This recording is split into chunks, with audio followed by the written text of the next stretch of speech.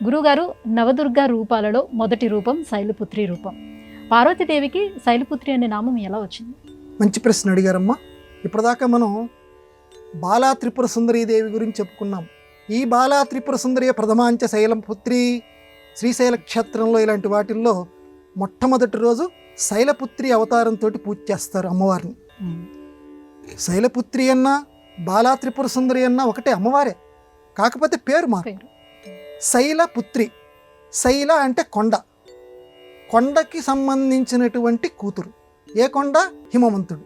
హిమాలయం అనేటువంటి కొండకి సంబంధించినటువంటి కూతురు. హిమవంతుని కూతురు హైమవతి.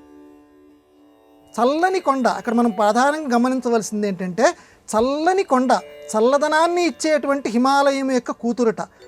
అంటే పూర్వం పర్వతాలకి స్థావర రూపం ఉండేది, జంగమ రూపం ఉండేది. అంటే కదిలే రూపం, కదలని రూపం. వాళ్ళు కావాలనుకుంటే పర్వతాలు ఒక మామూలు మానవాకారం ధరించి మనుషుల్లాగా ప్రవర్తిస్తారు, లేదంటే ఒక స్థావరంలాగా కదలకుండా పర్వతాకారంలో ఉండిపోతారు. హిమవంతుడు అటువంటి వాడు. అందువల్ల మానవ రూపంలో ఉన్నటువంటి ఆ హిమవంతుడి యొక్క కూతురు హైమవతి.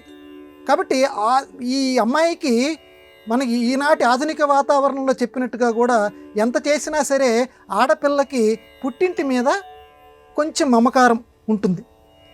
అందులో అమ్మా నాన్న పేరు గనక ఇంట్లో వాళ్ళు గనక కొంచెం వెటకారం చేయకుండా మీ నాన్నగారు ఇంత గొప్పవారు అని గౌరవంగా అని చెప్తే, మీ అమ్మగారు ఇంత గొప్పవారు అని చెప్తే ఆ బిడ్డకి, ఆ ఆడబిడ్డకి ఎక్కడ లేని సంతోషం వచ్చేస్తుంది.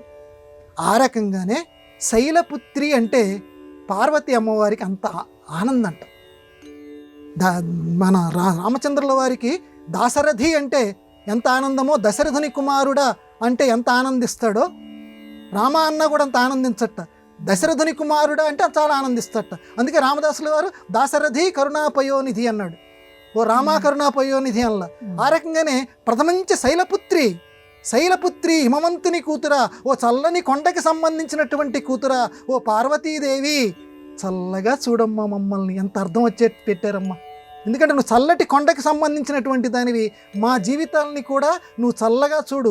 ఈ నవరాత్రుల్లో అజ్ఞానాన్ని పోగొట్టుకునేటువంటి మా ప్రయాణంలో మొట్టమొదట నిన్ను శైలపుత్రి కింద మేము ఆరాధన చేస్తున్నాం తల్లి అని చెప్పి అమ్మ ఎడల మన మనస్సుని పెట్టి, మన మనస్సునే పువ్వుగా చేసి, వేరే పువ్వులు మామూలు భౌతికంగా పెట్టినా మన మనస్సుని ఒక పుష్పంగా మార్చి అమ్మ చరణాల దగ్గర పెట్టి అమ్మ యొక్క అనుగ్రహాన్ని అందరం పొందేదవుగాక.